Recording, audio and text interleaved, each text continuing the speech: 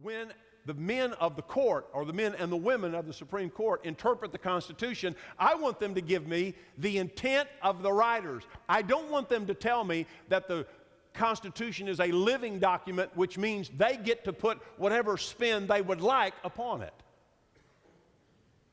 And so what we had this last week is that in a 5-4 decision, marriage as defined by the Word of God, where God performed the first wedding and God gave away the first bride, and God said a man shall leave his mother and father and cleave to his wife, and the two will become one flesh. Now I will tell you this, that you should not be so disturbed. It is God who recognizes what marriage is, and not the Supreme Court. And you need to understand that God is the designer of marriage, and we don't need to go to the Supreme Court to get our definition of marriage. God's the one who has given it to us. But this new definition from the heart of man brings us to a precarious situation. In fact, the swing vote, Justice Kennedy in the swing vote, he also read the opinion of the majority, the 5 over the 4. He scolded Congress, basically, for even coming up with the Defense of Marriage Act in 1996, and said that that law was written out of hatred and animus, which means hostility.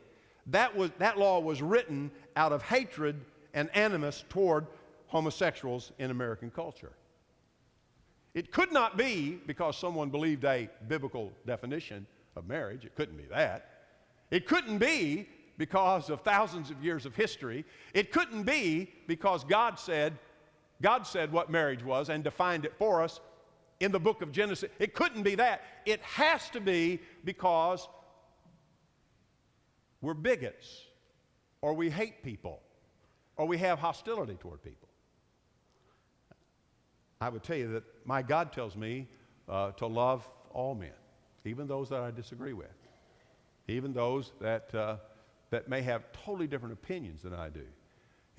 There's not to be a place for hate in the heart of the believer, except for really hate for our own sin, and to make war against that, and not to hate others. But somehow the justice has decided